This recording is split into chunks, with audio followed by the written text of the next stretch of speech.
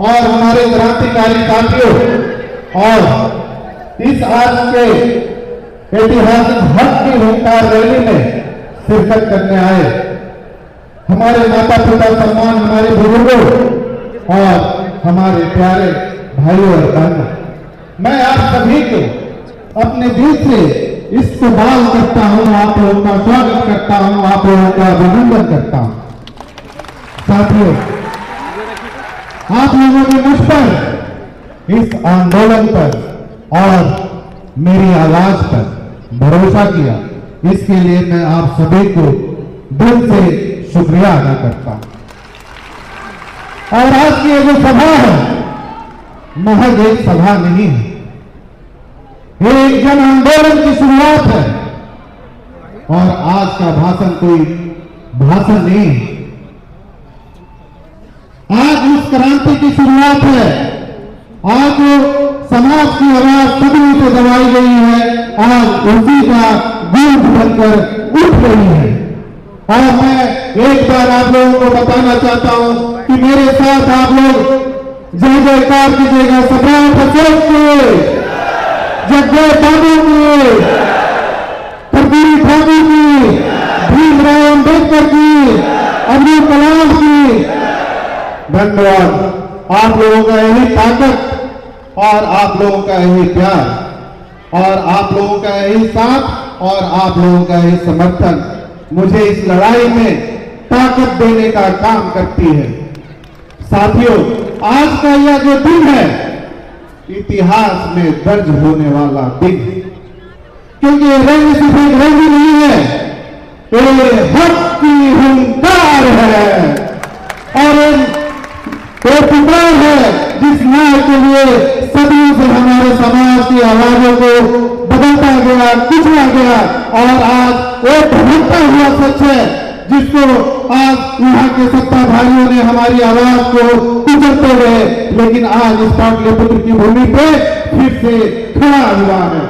और आज इस बापू सभागार के हॉल से उस दबी हुई आवाज को गजरने आए हैं और यह जो आवाज है सिर्फ मेरी आवाज नहीं है साथियों, यह आवाज उस हर मां की है जो अपनी बेटी को खोया है, ये आवाज वो हर पिता की है जिसने अपने जवान बेटा को खोया है, ये आवाज उस बहन की है जो आज भी अपने आप को असुरक्षित महसूस करती है और ये आवाज उस हर बिहार के युवा की है जो अपने पेट पालने के लिए दूसरे शहरों में पलायन करता है। और ये आवाज उस समाज की है जो अपने सम्राट अशोक की विरासत को वापिस पाना चाहते हैं और ये आवाज 90% समाज की है जो अपने जगदेव बाबू के अधूरे सपने को पूरा करना चाहता है और ये आवाज वो 90% समाज की है जो दलित है, शोषित है, अल्पसंख्यक है, वंचित है और आज अपने हक के लिए आज यहाँ खड़ा है, ये हक की हुंकार है। साथियों, हम जब भी इतिहास की तरफ देखते हैं, जब भी हम इतिहास की तरफ देखते हैं तो सबसे पहले अपने सम्राट अशोक की छवि याद आती है। सम्राट अशोक एक ऐसे शासक थे जिन्होंने सिर्फ तलवार से नहीं बल्कि न्याय और धर्म और विचारों से इस देश का नेतृत्व किया था और शासन किया था। सम्राट अशोक अपनी पूरी जिंदगी लोगों के लिए समर्पित किया, करुणा के लिए, सेवा के लिए, धर्म के लिए और न्याय के लिए। सम्राट अशोक एक ऐसे महान शासक थे जिन्होंने अपने राज सिंहासन को जन सेवा का मंच बना दिया था और उनका जो शासन था वो न्याय, धर्म और जन कल्याण पर आधारित थी। और आज जब हम एक नई राजनीति चेतना का आरंभ कर रहे हैं तो हमें वही सोच को लाने की जरूरत है जो कभी सम्राट अशोक हम लोगों के लिए लेकर आए थे। जन कल्याण की सोच और नीतियों में जन सेवा की सोच, लेकिन ये हमारे समाज की विडंबना है कि जिस सम्राट अशोक ने इस देश पर अपना नेतृत्व किया, आज उनके इतिहास को, उनके विरासत को हम संजो नहीं पाए और उनके इतिहास और विरासत को हमने किताबों में बंद कर दिया और अपनी हक की लड़ाई के लिए यहां के सत्ता के गलियारों में खो गए। साथियों, और साथ ही साथ हमारे नायक, हमारे आदर्श जगदेव बाबू को भी भूलने की जरूरत नहीं है।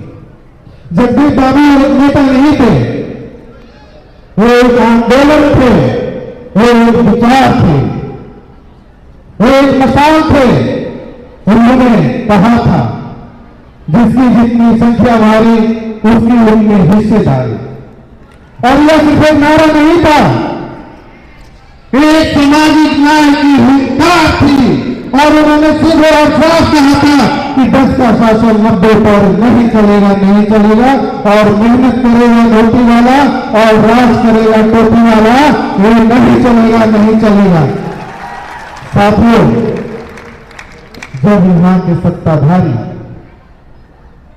जगदेव बाबू की आवाज को दबाने की कोशिश की तो उन्होंने अपने खून को मिट्टी में मिला दिया और हमेशा के लिए शहीद हो गए।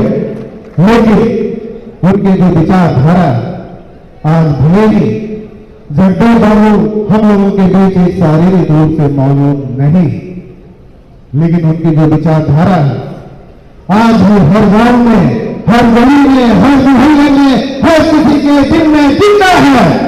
और आज फिर से अगर कोई लड़ाई हम लोग लड़ने जा रहे हैं तो जगदेव बाबू का सपना अधूरा नहीं रहना चाहिए, क्योंकि उन्होंने कहा था प्रतिनिधित्व में समानता चाहिए और संसाधनों में हिस्सेदारी चाहिए।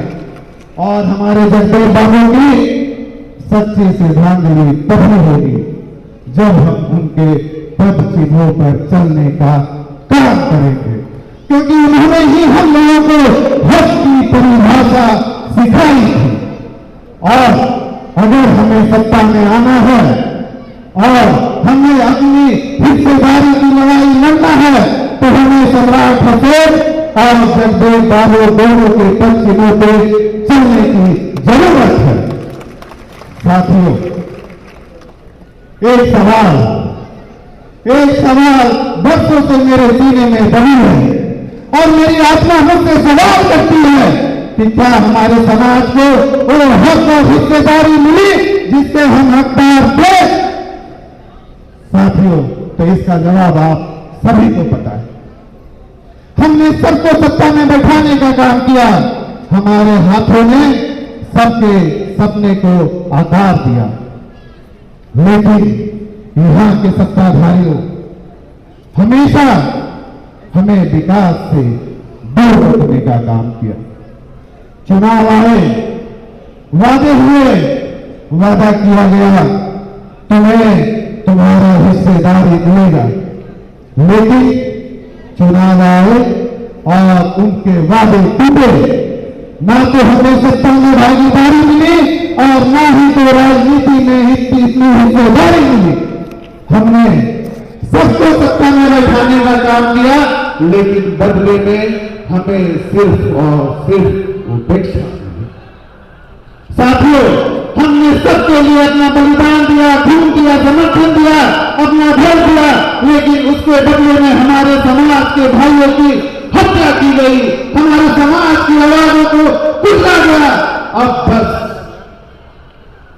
अब और नहीं, अब कुचला समाज ना गूंगा रहेगा, ना गूंगी राजनीति में मुर्रा बनेगा। साथियों, मैं निशिकांत सिन्हा, आपका बेटा, आपका भाई, आपका दोस्त, आपका सिपाही, मैं कोई नेता बनने नहीं आया। मैं सिर्फ और सिर्फ आपकी आवाज बनने आया हूं, आपका सम्मान बनने आया हूं, आपका प्रतिकार बनने आया हूं।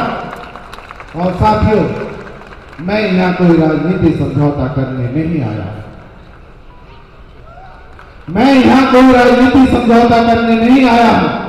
मैं आपके हक और हिस्सेदारी की लड़ाई लड़ने आया हूं, आपका सम्मान को दिलाने आया हूं।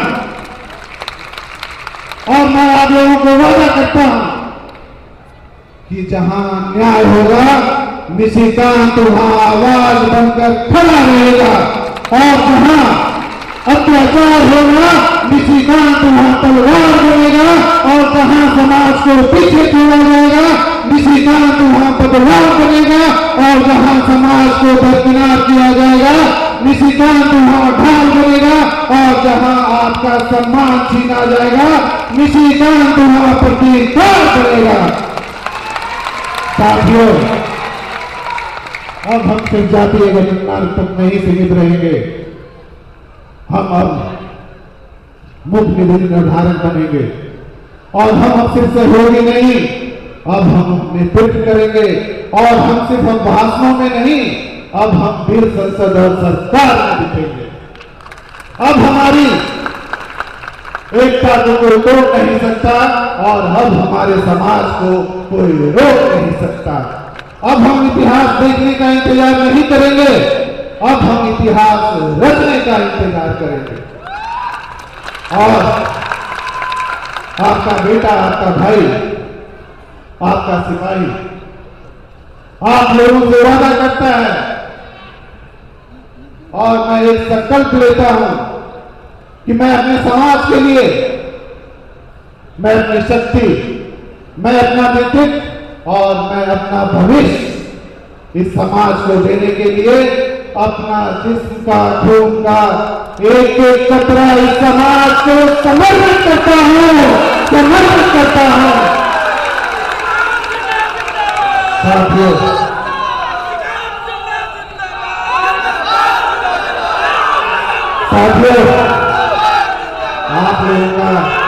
आप लोगों का ही प्यार और यही समर्थन मुझे इस लड़ाई में ताकत देती है। और साथियों, आपका में ये जो दिन है, एक मैं भाषण देने के लिए नहीं आया हूं, मैं सिर्फ और सिर्फ आप लोगों को जगाने के लिए आया हूं, ताकि आने वाले समय में आप अपने हक की हिस्सेदारी के लिए लड़ाई लड़े, और जो सम्राट अशोक एक इतिहास रच कर गए थे, वो फिर से हम लोग इतिहास रचने का काम करेंगे। और हम लोग जो बोलते हैं, हमारा समाज जो बोलता है कि हम सम्राट अशोक के वंशज हैं और जगदेव बाबू के अनुयायी है, सब छोड़ो, सब छोड़ो। अगर आप सच में सम्राट अशोक के वंशज होते तो आप दूसरे का झंडा ढोने का काम नहीं करते। सम्राट अशोक के वंशज कभी दूसरे का झंडा नहीं ढोए, तो हम फिर किसी और का झंडा और किसी का झोला क्यों ढोने का काम करेंगे। हम तो उन्हीं के वंश हैं, हम तो उन्हीं के अंश हैं, और हम जगदेव बाबू के अनुयायी भी हैं, तो हम झंडा ढोने का काम नहीं करेंगे, हम खुद पूरे देश को झंडा ढलवाने का काम करेंगे, और आने वाले समय में अपना हक और हिस्सेदारी लेकर रहेंगे। इसके लिए आप सभी को एकत्रित होने की जरूरत है, और फिर मैं आप लोगों के लिए अपना सब कुछ छोड़कर, अपना व्यापार, अपना बिजनेस, अपना परिवार, अपना बच्चे, अपने सब कुछ छोड़कर सारा कुछ सिर्फ समाज के लिए मैंने दाव लगाया, ताकि आने वाले समय में हमारा समाज एक मजबूत और एक सशक्त समाज बने। आने वाले समय में हमारा 90% समाज को उनके हक और हिस्सेदारी मिले, और आने वाले समय में हमारा बिहार एक विकसित बिहार बने। इसके लिए साथियों, आप सभी को अपनी सोच को बदलने की जरूरत है, और एकजुट होकर लड़ाई लड़ने की जरूरत है। और मैं किसी से डरने वाला नहीं हूं। मैंने पहले भी कहा था कि अगर मुझे अपने समाज के लिए अपनी शहादत भी देनी पड़ी तो मैं देने के लिए तैयार हूं। सिर्फ और सिर्फ मुझे आपका साथ चाहिए। अब ये जो हमारी लड़ाई है, ये आर पार की लड़ाई है, ये आर पार की लड़ाई है। साथियों, आप लोगों ने देखा है कि पिछले 2 सालों में हमारे समाज की भाइयों की कितनी हत्याएं हुई है। करीब 2 साल में 200 हत्याएं हुई हैं। लेकिन कोई भी हमारे समाज के नेता या सरकार इस पर बोलने के लिए तैयार नहीं। बात सिर्फ हत्याएं की नहीं है, बात सिर्फ एक व्यक्ति की हत्या की नहीं, बात है कि हमारे समाज की पहचान को मिटाने की कोशिश की जा रही है। बात यह है कि हमारी विरासत को खत्म करने की कोशिश की जा रही है और इस हत्या पे सरकार मौन है, प्रशासन चुप है और न्याय व्यवस्था तमाशा देख रही है। क्या कुशवाहा समाज की जान की कोई कीमत नहीं? क्या हमारे आंसू, हमारे खून, हमारे मातम का कोई मोल नहीं? जब भी हत्याएं होती है मुख्यमंत्री साहब व्यस्त है, सरकार चुप है और हमारे समाज के नेता गायब है और हमारे नौजवान मरते जा रहे हैं। पटना में दिन दहाड़े हमारे समाज के भाइयों को गोली मारती जाती है। सीतामढ़ी में हमारे भाइयों की निर्मम हत्या की गई। सीतामढ़ी के बाद सासाराम में हमारी स्नेहा कुशवाहा बहन की हत्या करके फांसी से लटकाया गया और उसके माता पिता को अपनी ही बेटी की लाश देखने की चाहत पूरी नहीं हो पाई। कैसा शासन है, कैसा शासन है जहां नौजवान जिंदा नहीं, बेटी सुरक्षित नहीं और हमारे नौजवान मारे जा रहे हैं। क्या यहां जिंदा रहने का चाहत भी एक साजिश मानी जाएगी? क्या यह इंसाफ मांगना भी एक गुनाह है क्या? साथियों, जब किसी मां की रोज सुनी होती है तो सिर्फ एक बेटा नहीं मरता है, बल्कि समाज की आत्मा रोती है। और एक मां बोलती है कि मुझे न्याय चाहिए, पर वो मां की आंसू अब ठहरेगी नहीं, अब एक गुस्सा हमारा रुकेगा नहीं। अब हर मां बोलेगी और एक संकल्प लेगी कि मुझे न्याय चाहिए और हर यहाँ पे युवा बोलेगा मुझे रोजगार चाहिए, हर बेटी कहेगी मुझे सुरक्षा चाहिए, हर व्यक्ति बोलेगा मुझे जिंदगी चाहिए और बिहार के हर गली मोहल्ले से एक आवाज आएगी, मुझे निशिकांत चाहिए, मुझे निशिकांत चाहिए।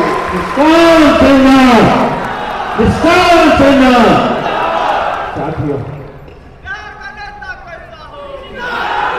कैसा हो विस्तार से मिला जाता हो। हमने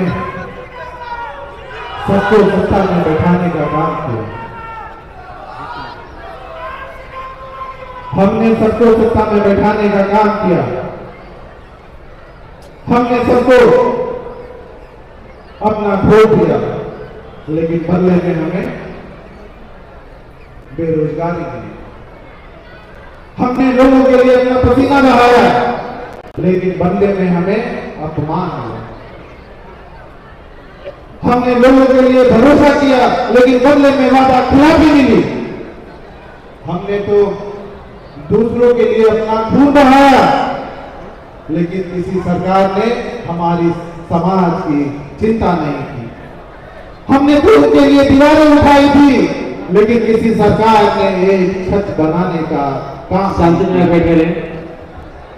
साथियों, अब बस, अब बहुत हो गया। अब हम नेतृत्व मांगेंगे नहीं, बल्कि खुद करेंगे। अब हम सिर्फ भीड़ का हिस्सा नहीं, खुद निर्णायक बनेंगे। अब बिहार को बदलने की जरूरत है। बात बदलाव की और बात बिहार की। साथियों, इस 40 सालों में हमने कई सरकारों को देखा। सरकारें आते रही, जाते रही, लेकिन हमारी जिंदगी वहीं की वहीं रुकी रही। 40 साल तो इस कम समय नहीं होता है साथियों। हमारे 4 दशक गुजर गए और हर बार ये वादा हुआ, ये बोला गया विकास होगा, बदलाव होगा, पर क्या हुआ? विकास तो हुआ, पर किसका विकास हुआ? बदलाव तो हुआ, पर किसका बदलाव हुआ? जनता का नहीं, सिर्फ नेता का। अब समय आ गया है इन 40 सालों का हिसाब दो।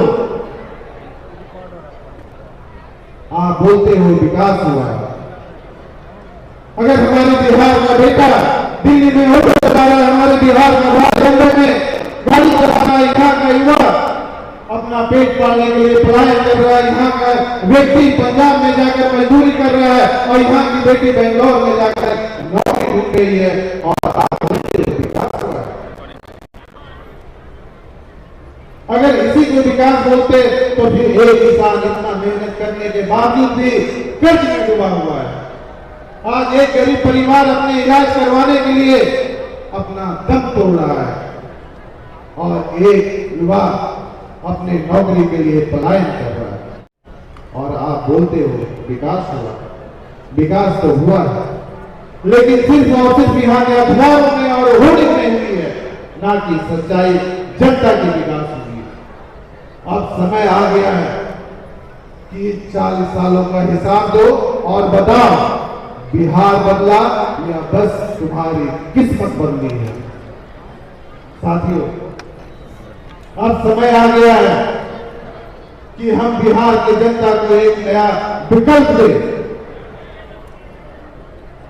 और अब समय आ गया है बिहार को एक विकसित बिहार बनाए, और आने वाले समय में हम अपने हक और हिस्सेदारी का हिस्सा लें। इसके लिए आप सभी को एकजुट होकर लड़ने की जरूरत है।